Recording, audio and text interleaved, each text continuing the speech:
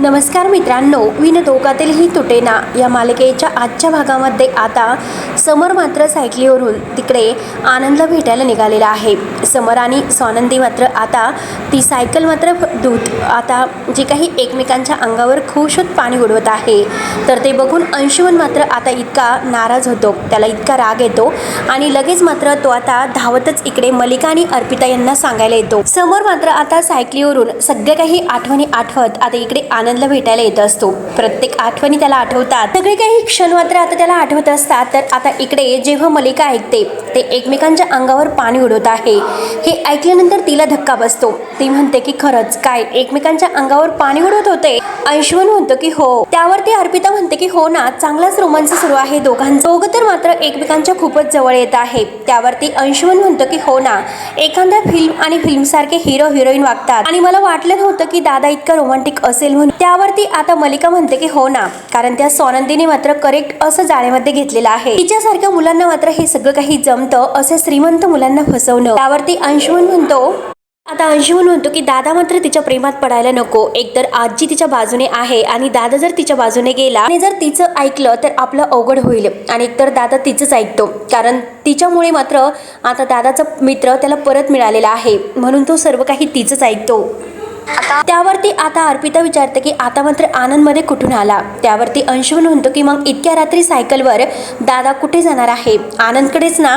आता हा समर आनंदकडे गेलेला आहे, म्हणून त्यांना आणखीनच आता जळफळाट होतो. त्यानंतर आता इकडे स्वानंदी आजीला गोळ्या औषधं देत आहे. तेव्हा आजी मात्र शांत असते, तर स्वानंदी विचारते की आजी काय झालं, तुम्ही कोणत्या विचारात आहात? त्यावरती आजी म्हणते की अगं स्वानंदी, खूप असा गंभीर विचार मी करते. स्वानंदी विचारते की कसला विचार, काय झालं, कसं होईल? त्यावरती आता स्वानंदी म्हणते की आजी तुम्ही इतका विचार करू नका, कारण तो खरा चेहरा आहे तो आपल्या समोर तर आलेला आहे आणि हे बघा आजी चोर पकडला गेलेला आहे. त्यावरती आता स्वानंदी म्हणते की अगं हे बघ ते नाही, सायकलचं कसं होईल याचा मी विचार करते, कारण त्या सायकलने पिंट्याचं वजन हे पेललं पाहिजे. हे ऐकून स्वानंदीला फार असं हसायला येतं. स्वानंदी खूप हसत असते. त्यावरती आता आजी म्हणते की अगं हे बघ पूर्वीची गोष्ट वेगळी होती, त्यावेळेस मात्र पिंट्या हा बारीक होता, परंतु आता मात्र तो बारीक नाही स्वानंदी. आणि दुसरं म्हणजे पिंट्याला इतकी वर्ष झाली आता सायकल चालायची सवय राहिलेली नाही. त्यावरती मात्र स्वानंदी हसते आणि म्हणते की नका काळजी करू, ते मस्त आहेत, तुम्ही ते बघायला हवं होतं. अहो ते केव्हाचे सायकलीवर बसले सुद्धा आणि निघून गेले सुद्धा.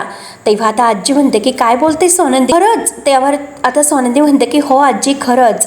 आजी म्हणते की बरं झालं एकदा तो गेला तिकडे. त्या सायकलवरची नाही तर त्यांच्या मैत्रीवरची धूळ ही झटकली गेली. आणि हे बघ ती सायकल म्हणजे जीव की प्राण आहे ते दोघांचा. कॉलेजमध्ये असताना मात्र तासनतास त्या सायकलवर अगदी फिरून ते फिरत राहायचे आणि त्या सायकलवरून फिरून ते एकमेकांची खूप काळजी घ्यायची. मी त्यांना कायम असं सांगायचे एखादं नवीन वाहन घ्या, परंतु ते दोघंही सायकलच आमच्यासाठी खूप प्रिय आहे असं म्हणायचे. आणि आता आजी स्वानंदीला त्यांच्या लहानपणीच्या गप्पा सांगते एकत्र असल्याच्या. त्यावरती आता हे सर्व ऐकून स्वानंदी म्हणते की खरंच हे किती छान आहे. आता आजी म्हणते की अगं हे पण छान तर आहे, कारण पिंट्याला आता इतक्या दिवसापासून एसी मध्ये जी गाडी आहे तर त्या गाडीमध्ये बसून फिरण्याची सवय झालेली आहे आणि सायकलची सवय आहे तर ती फार अशी निघून गेलेली आहे. आणि स्वानंदीला फार असं हसायला येतं. तेव्हा आता आजी म्हणते की अगं जाऊन बघ ना तुझ्या नवऱ्याला, तू का हसतेस, त्याच्यावर लक्ष ठेव. त्यानंतर आता इकडे समर मात्र आनंदच्या घराच्या बाहेर येतो. तो तेथे येऊन सायकल थांबवतो. तेव्हा इकडे आतमध्ये समरच्या जीवाची सुद्धा कालवेळच चाललेली असते.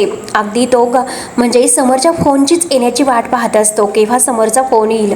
सारखा आपल्या मोबाईलमध्ये डोकावत असतो. निकिताला आता याची सगळी काही हालचाल कळत असते. निकिताची सुद्धा आता डोळे अगदी समर केव्हा येईल, केव्हा मात्र समरचा फोन येईल याकडे मात्र लागलेले असतात. आणि आता मात्र समर खाली आल्यानंतर जोरात आनंदाचा आवाज देतो. तेव्हा आता आनंद लगेच निकिताला विचारतो तुला समरचा आवाज आला का, समरचा किंवा सायकलचा काहीतरी आवाज आला का? आनंदी आता निकिता नाही म्हणते. त्यावरती आता आनंद म्हणतो की बहुतेक आपल्याला भास होत असेल, म्हणून पुन्हा ते वाट पाहत असतात. तेवढ्याच समोर पुन्हा आता सायकलची घंटी जोरजोराने वाजवतो. जोरात आनंद असे ओरडतो. तेव्हा आता निकिता म्हणते की आता दोनदा कसं भास होत असेल? आनंद म्हणतो की खरंच आता तू परत ऐकलं ना की आनंद आवाज देतोय म्हणून. मात्र बेल वाजल्यासारखे होते, परंतु तो सायकलवर का आला असेल? आता मात्र निकिता म्हणते की आपल्या दोघांना सुद्धा एकत्र असा भास कसा होत असेल. तेव्हा आता समर पुन्हा आनंदाचा आवाज देतो. आनंद म्हणतो की बघ समरचा आवाज ऐकलास ना तू. तेव्हा आता निकिता आणि आनंद खिडकीजवळ डोकायला येतात आणि समरला मात्र जेव्हा ते पाहतात तर तेव्हा त्यांच्या डोळ्यातून पाणी येते. आता दोघांनाही खूप आनंद होतो. समर सुद्धा आता आनंदला भेटण्यासाठी वेडापिसा झालेला आहे. आनंदचा विश्वास बसत नसतो. तो निकिताला विचारतो की तो समरच आहे ना. निकिता म्हणते की हो.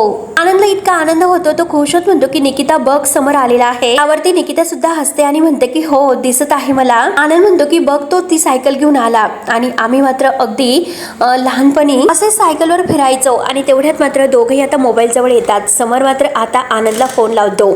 तेव्हा आता आनंद फोन पाहतो, म्हणजे आता समर आपल्याला फोन सुद्धा लावत आहे. आता समोरचा फोन वाजत असतो. आनंदला काही कळत नसतं की फोन उचलू किंवा नको उचलू. आता एक मन असं सुद्धा सांगत आहे की कधी मी फोन उचलेन आणि कधी समरशी बोलेल, परंतु सारखा तो भीटी फोनकडे पाहत असतो. तो काही फोन उचलत नाही तर समर आता वैतागून पुन्हा आता सायकलची घंटा वाजवतो आणि जोरात आनंद असे ओरडतो. आता समर रडत असतो आणि वैतागून म्हणतो की फोन सुद्धा उचलत नाही. हाकेला सुद्धा तो परत आवाज देत नाही. नक्की मी काय करू आता? मी काय करू? त्याच्या घरामध्ये जाऊ का? परंतु कुठल्या तोंडाने जाऊ मी? नक्की काय म्हणू? नक्की काय असा हक्क उरलेला आहे? तेव्हा मात्र आता समर जोरजोराने घंटा वाजवत असतो. आता आनंद आणि निकिता यांना कसं रिॲक्ट व्हावं हेच काही कळत नसतं. आता ढगा म्हणजे विजांचा गडगडाट व्हायला सुरुवात होते. आता निकिता आणि आनंद बाहेर पाहत असतात. समोर मात्र जोरजोराने घंटा वाजवत आहे. त्यात आता पाऊस सुद्धा सुरू होतो. तेव्हा समर जोरात आनंद असे ओरडतो, आनंदला आवाज देतो. आता निकिता पुन्हा आता खिडकीमध्ये येते आणि खिडकीमध्ये आल्यानंतर मात्र डोकावून पाहते तर तिला आता पूर्णपणे समर हा पावसामध्ये भिजत आहे ती पाहते. आणि आता निकिताला असे होते की कधी मी आता समर जवळ जाईल. तेव्हा ती आनंदला अगदी समर बाहेर पावसामध्ये भिजत आहे दाखवते. त्यानंतर आता इकडे आजीचा जीव मात्र कासावीस झालेला आहे. आता सोनंदी आजीकडे परत येते. सोनंदी आल्यानंतर आजीला विचारते की अहो आजी तुम्ही खाली कसे आल्यात आणि तुम्हाला राजवाड्यांनी खाली येण्यासाठी नकार दिलेला आहे तरी सुद्धा तुम्ही खाली आल्या. त्यावरती आता आजी म्हणते की नंदू अगं बस खाली, मला तुला आठवण करून द्यायची होती. अगं हे बघ मी खाली आले तेवढेच कुठे माझे पाय मोकळे होतात. बघ पिंट्या घरामध्ये नाही तेवढंच मला कुठेही मोकळा वेळ. त्यावरती आता सोनंदी म्हणते की चला मी तुम्हाला रूम मध्ये सोडते. आजी म्हणते की नको आणि हे बघ मी नारायणला सांगेल तू एक काम कर तू आनंदकडे जा. तेव्हा आता सोनंदी म्हणते की हो मी आनंदकडे जात आहे. आजी म्हणते की एक काम कर तू आता पाऊस बाहेर सुरू झालेला आहे छत्री वगैरे घेऊन जा. तेव्हा आता सोनंदी म्हणते की आजी हे बघा छत्री घेऊनच चाललेले आहे. त्यावरती आजी म्हणते की हे बघ एक काम कर जाताना मात्र पिंट्याचं सर्दीचं औषध आणि स्प्रे मात्र आता घेऊन जायला विसरू नकोस. त्यावरती सोनंदी म्हणते की अहो आजी एवढ्या तेवढ्याला कशात औषध हवी आहेत? माणसाची प्रतिकारशक्ती कमी होते त्यामुळे आता मात्र इथून पुढे मी कायम त्यांच्या सोबत असणार आहे. त्यामुळे हे त्यांचं चालतं फिरतं मेडिकल आहे ना तर ते तात्पुरतं आपण बंदच करूया. त्यावरती मात्र आजी म्हणते की अगं इतक्या सहजासहजी ते बंद नाही होणार आणि हे सर्व तुला करावं लागेल. त्यावरती सोनंदी म्हणते की हो हळूहळू होईलच सगळं. आज मात्र ते मित्राकडे गेलेले आहेत. त्यांना इतका आनंद झालेला आहे. त्यांना कोणताही ट्रेस नाही येणार आणि काही सर्दी वगैरे नाही होणार. त्यामुळे मात्र तुम्ही त्यांची काळजी करू नका आणि उशिरापर्यंत मात्र जागायचं नाही. ते सुखरूप असणार आहेत आणि मजेत असणार आहेत. त्यावरती आजी म्हणते की अगं एकाची नाही तर आता दोघांची काळजी आहे मला. त्यावरती सोनंदी म्हणते की हे बघा आजी एकट्यावर जाऊ नका मी कोणाला तरी सोडवायला सांगते. सोनंदी आता आजीला बाय करून निघून जाते. आजी मात्र हसते आणि आजी आता मनात म्हणते की नंदू तुला कल्पना नसेल परंतु तू आयुष्यात आल्यापासून आता पिंट्या खरंच हसायला सुद्धा लागलेला आहे. अगदी खऱ्या अर्थाने तो आयुष्य जगायला लागलेला आहे आणि देवा कायम असं सोनंदीला सुखात ठेव. त्यानंतर आता इकडे निकिता आनंदला म्हणते की तो खालीच आहे. अरे आनंद तो पावसामध्ये भिजतोय. त्यावरती आता आनंद म्हणतो नसेल तो रडत सुद्धा असेल. सायकल घेऊन आला म्हणजे त्याने असं वाटत असेल की मला काहीतरी कळावं म्हणूनच तो सायकल घेऊन आला असेल. त्यावरती निकिता म्हणते की तसं नाही त्याने बोलायला हवं. त्यावरती आनंद सुद्धा रडतोय आणि म्हणतो की त्याला त्याच्या चुकीची जाणीव झाली असेल. निकिता म्हणते की त्याने सांगायला हवं तर आनंद म्हणतो की नाही त्याला जमणार नाही सांगण्यासाठी.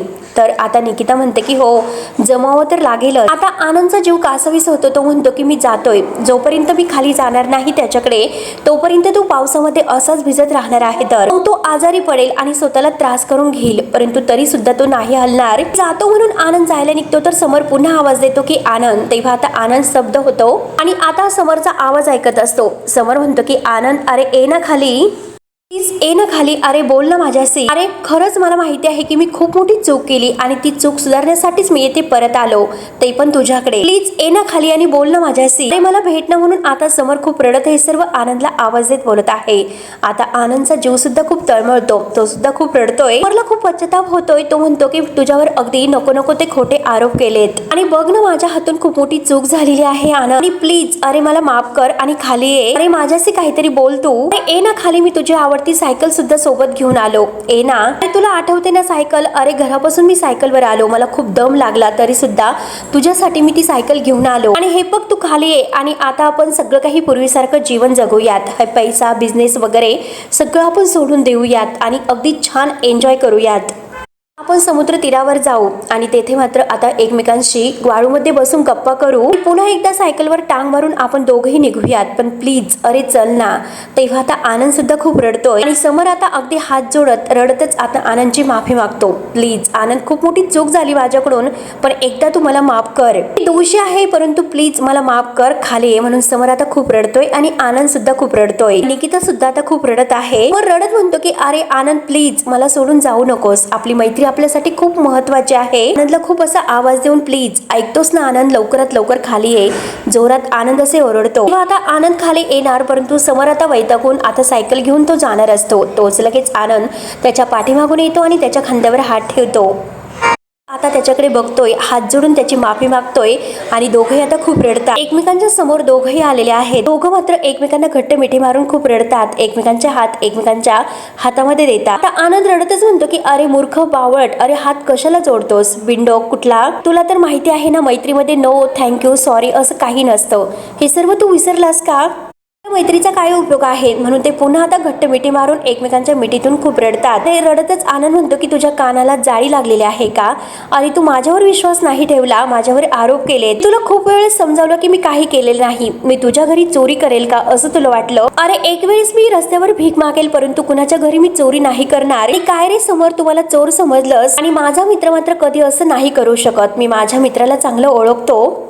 मात्र तू का गप्प बसलास? तुझी दातखिळी बसली होती का? जीव जड झाला होता का? आता बोल ना काहीतरी. तेव्हा लगेच आता समर रडतच पुन्हा त्याला घट्ट मिठी मारतो. आनंद चिडून म्हणतो की आणि तेवढ्यात मात्र आता हे दोघं एकमेकांना बोलत आहे. आनंद खूप बोलत आहे आणि आता तेवढ्यात स्वानंदी समोरच्या मागे छत्री घेऊन उभी राहते आणि निकिता आनंदच्या डोक्यावर. दोघेही दोघांच्या मागे उभे राहतात. आता स्वानंदी म्हणते की झालं का आभाळ स्वच्छ? तेव्हा दोघेही आता स्वानंदीकडे पाहतात. आता समोर रडतच आता निकिताची सुद्धा माफी मागतो. मी फक्त आनंदला नाही तर तुला सुद्धा दुखावलं, खरंच तू मला माफ कर. मला सांगत होते की आनंद निर्दोष आहे पण तरी सुद्धा मी तुझ्यावर विश्वास नाही ठेवला, आनंदवर सुद्धा नाही ठेवला आणि खरंच खूप सॉरी, इतकी मोठी चूक माझ्याकडून झाली. आणि हे बघा मला हे म्हणायला सुद्धा लाज वाटते परंतु तुम्ही देताल ती शिक्षा मी भोगायला तयार आहे, परंतु काही करून मला माफ करा प्लीज. आणि तो निकिताला म्हणतो की असे डोळे मोठे करून प्लीज माझ्याकडे बघू नकोस, मला तुझी भीती वाटते. तू काही म्हटली तरी मी आता तू सांगशील तर उठाबशा सुद्धा काढायला तयार आहे, प्लीज मला माफ कर. आणि आता समोर आनंदला म्हणतो की तू सांग ना निकिताला. तेव्हा आता आनंद रडतच म्हणतो की निकिता तो आपला मित्र आहे, तू त्याला माफ कर. तेव्हा आता निकिता म्हणते की तू तर उठाबशा काढणार होता मग काढ. समोर म्हणतो की काय बोलते. तेव्हा आता समोर चक्क उठाबशा काढायला लागतो कान पकडून. आता निकिता अगदी 1 2 3 असे आकडे मोजते. स्वानंदी हसत असते. आता मात्र स्वानंदी बास म्हणते. निकिता म्हणते की नाही बास नाही, 5 झाल्यात. आणि आता समोर आनंदला म्हणतो की तू माझ्यावरच्या आता उठाबशा काढ. त्यावरती आनंद म्हणतो की किती झाल्यात. आनंदात आपले कान पकडतो आणि समोरच्या वाट्याच्या जो उठाबशा आहे तर तो स्वतः काढत असतो. निकिता म्हणते की ए आनंद तू त्याच्या वाट्याच्या काढायच्या नाही. त्यावरती मात्र आता समोर म्हणतो की निकिता अगं सायकल चालवत आलो त्यामुळे मात्र माझे पाय दुखतात, नाही जमत ग, तर मी 500 काढल्या असत्या. आनंद म्हणतो की हो काढल्याच असते त्याने. आता निकिता आता छत्री घेते आणि आनंदला मारते की हा 1.5 शहाणा, लगेच पार्टी बदलली आणि तुझ्याकडून आला तर, आणि मी मूर्ख आहे का तुझ्या बाजूने झाला. आता निकिता खूप चिडलेली असते. आता स्वानंदीला खूप हसू येत असतं आणि हे बघा मला सुद्धा खूप त्रास होत होता परंतु मी अजिबात रडले नाही, पण आज मात्र मी खूप रडणार आहे. आणि काय रे समोर तुला नाही कळत का आम्ही तुझ्याशिवाय नाही जगू शकत. तेव्हा आता तिघेही खूप रडतात. स्वानंदीच्या डोळ्यात सुद्धा आता खूप पाणी येते. ते तिघेही आता एकमेकांना घट्ट अशी मिठी मारते. आणि मित्रांनो हा भाग येथे संपतो. पुढे नक्की काय होणार आहे हे बघायला विसरू नका. तोपर्यंत धन्यवाद.